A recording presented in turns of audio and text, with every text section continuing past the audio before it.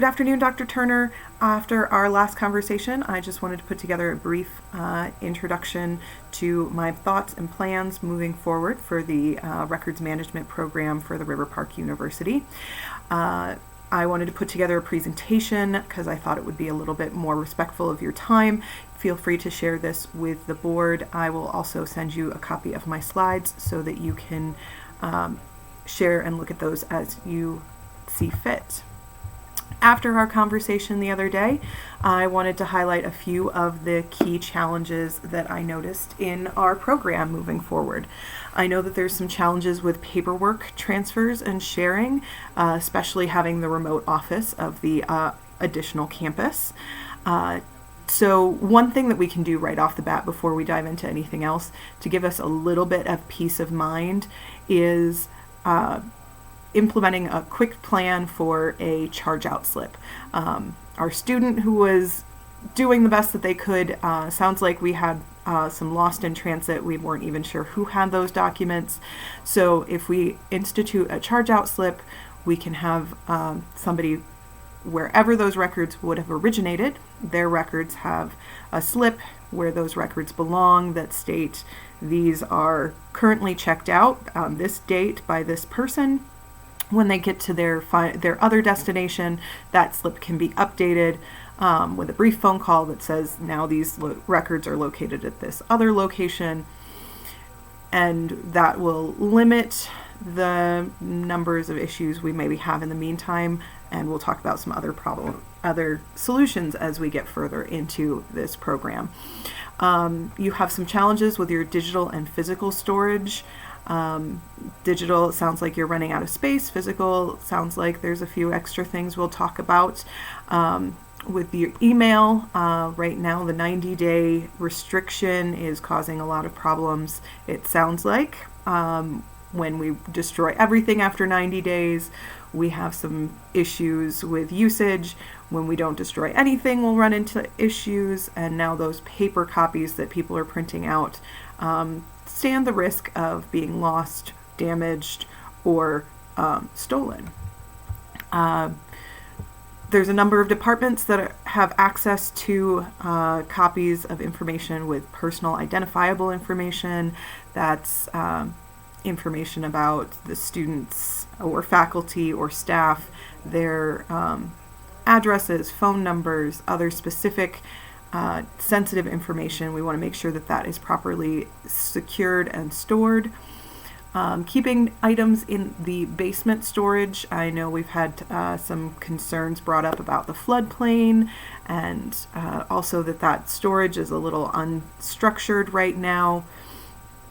I'll talk a little bit about some solutions I have for that.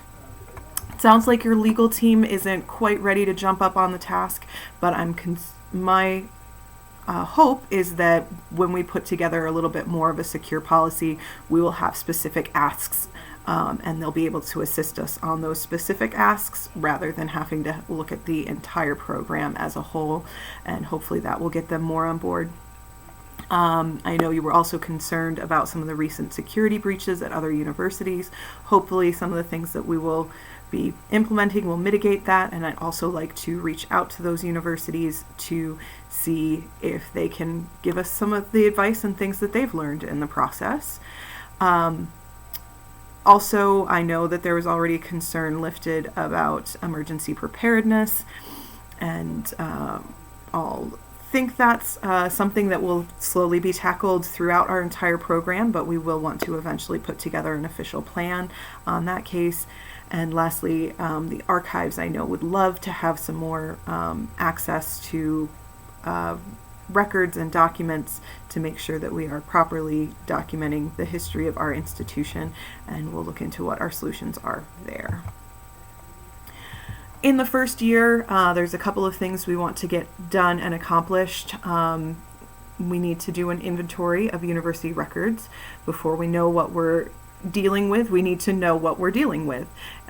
We need to know what kind of records each department has, how they're handling them right now, what kind of storage options they have, and where those are stored. So we'll do an inventory, and we'll get into that in a moment. Then we'll want to put together a retention plan so that we make determinations of which records need to be kept for usage and for how long, which records need to be destroyed at what period for security reasons, and which items may want to be transferred to the archives. We'll make a retention plan that gives all of those objectives. Throughout the year, we will be investigating how to mitigate risks, protecting valuable information from theft, loss, or accidental destruction. And we want to look into updating our storage solutions, both our digital and our physical storage solutions, so that we are doing what we can and information is easily accessible when it needs to be. The absolute first step of the whole process will actually be to create a records management policy. Before we do an inventory, before we step foot in the door of any department, I would love for us to have a records management policy. It would be a document that would define roles and responsibilities, what the purpose and scope of our records management program will be, and should give some good information. So as I'm introducing myself to those departments, they know what's happening. They know that this program is supported by the university officials, and that their support will be essential for their continued the success of the program and the success of the university.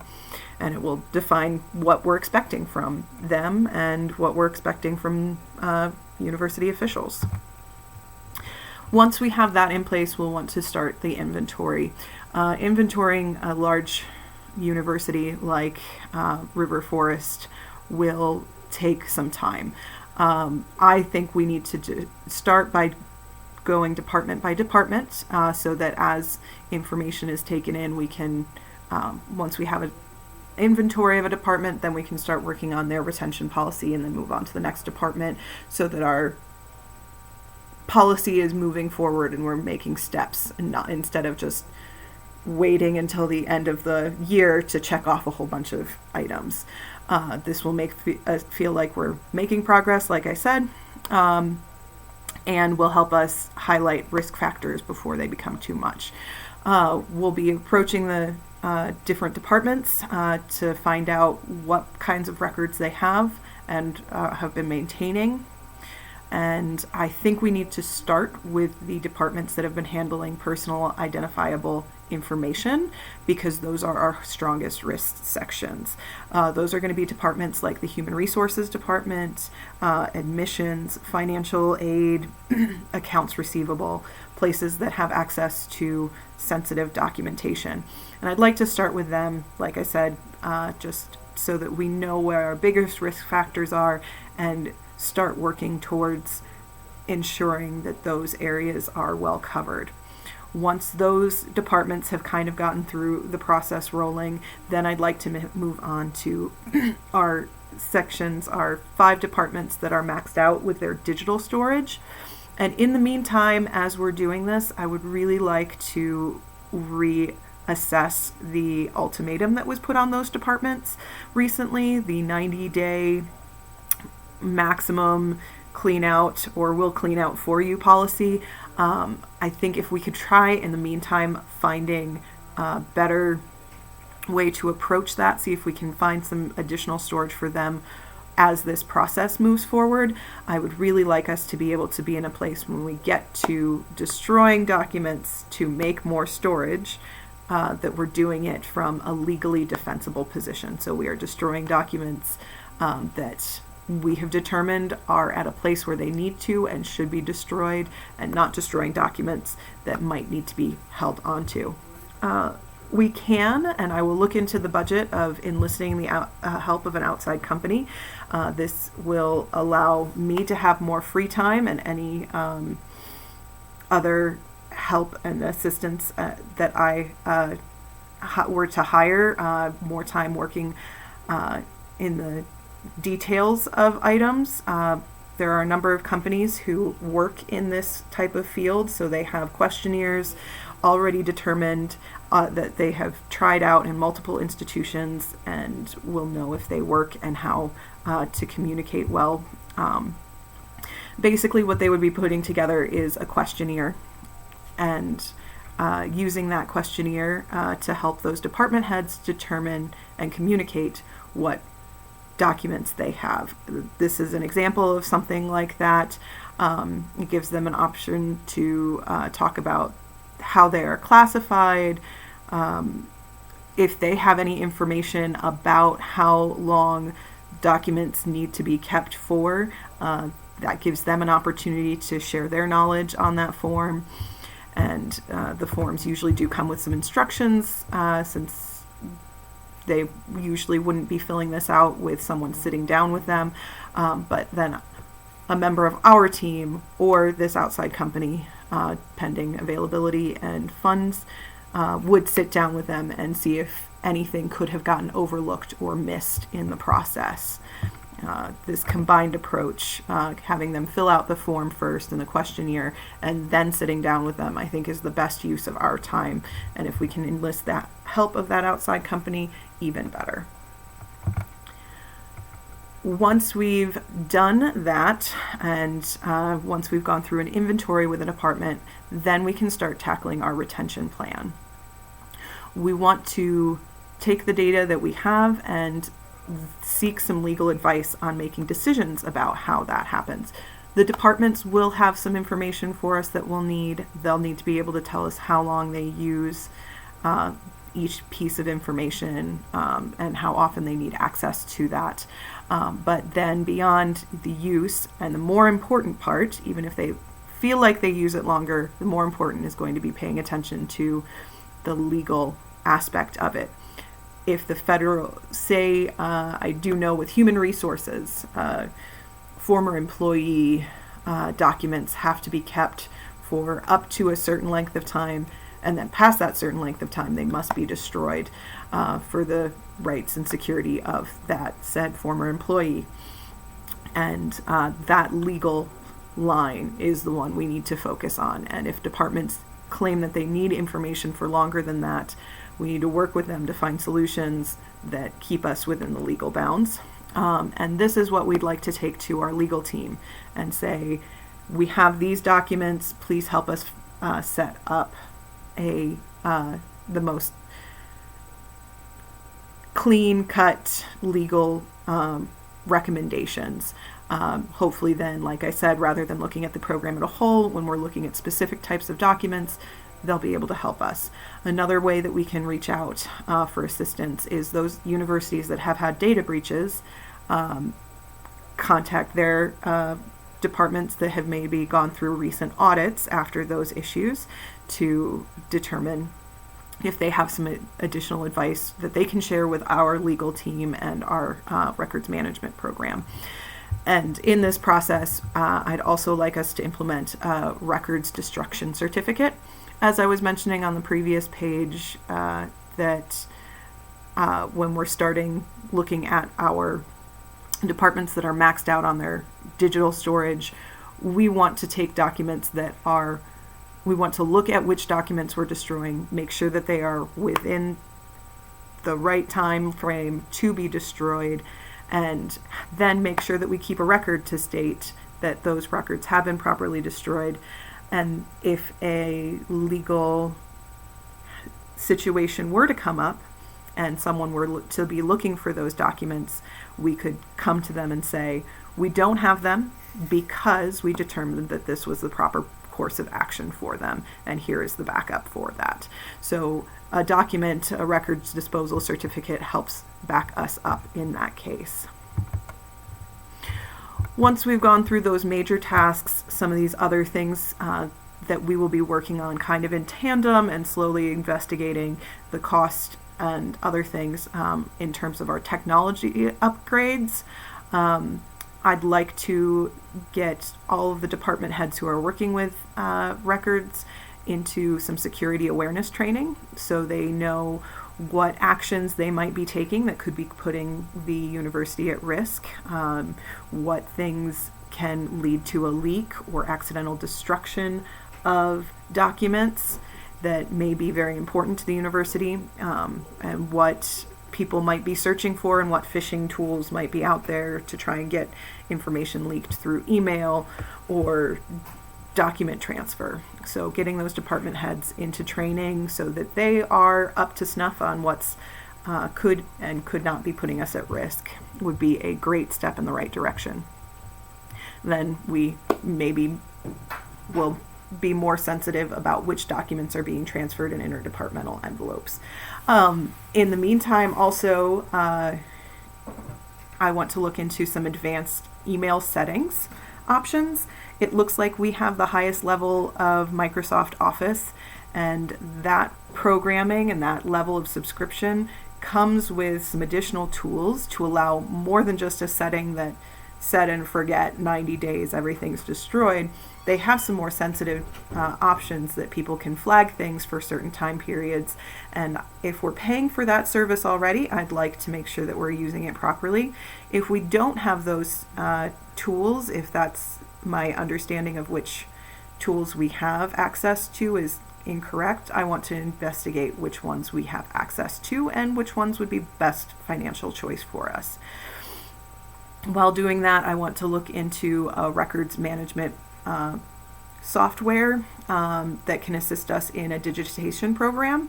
Some of the departments that are drowning in paperwork are also departments that are going to be sharing documents. The financial aid department has documentation that really lives in our admissions program files, and really admissions should own those, but financial aid still needs access to those. So if those objects are digitized and managed by a electronic media records management software, we can put rules in place that the financial aid department can still access those documents and still see them and use them even though they are technically owned. And we also now don't have all of these stacks and stacks and stacks of paper in both locations that can be taking up valuable office and storage space. And that for items that do actually need to be shared outside of that program or within the confines of the university, say if they need to be shared with our sister campus, then we want to also look into digital sharing programs. Microsoft Office has SharePoint and Teams, and as a part of that security awareness training, we would want to include documentation about which method is best for certain types of sensitive documents that may need to be shared inside and outside of the offices and between departments. So looking into that kind of programming, which is best for us. Also, while we're doing this, I want to look into some physical storage updates. I want to investigate local remote storage facilities. These are places that have much more access. They are, you can see from the photo there, they're items that are stacked, they can stack to the ceiling because they have tools like forklifts that can pull documents down from their stored facility, and that's going to have a lot more storage space available to them than our multiple basement storage areas. These are places that are also going to be located outside of the floodplain like we are. We're located in the floodplain. They are going to not be located in the floodplain and have other safety, security, and environmental controls to protect our documents. Right now, the process of moving our items out will have to involve building a taxonomy so that we can search for different types of materials that we might need to reclaim and use. These facilities are not for items that were just ready to be destroyed. They are for items that may need to be used. They're being retained so that we have access to them when we need them. And we want to label those items. It sounds like that hasn't quite happened yet, but in the process of doing our inventory, we will be looking at how to describe those documents so that when they are transferred, we will be able to find them properly. And another perk to this is space is valuable at the university. Obviously, since there were no other locations that we found on campus to store those items, that storage in and of itself is probably could be reused for other things. According to one of my research documents, it's, the cost of storing those items in our facilities is about $61 to $82 per cubic foot. And when we look at pricing for those locations, it's going to be much lower than that. And we'll have places on location to take care of reviewing documents and be able to retrieve them if we need to. And we can also use them for their tools and access to, most of them do have destruction programs. So if we need items shredded, they should have some affordable options for us to be able to do that with our physical documents as well. Once those main key first year strategies have been accomplished, we can start looking at the future. That's when we can start working on our disaster plan. As I've mentioned, a few items that we've talked about today will help us be better prepared for a disaster.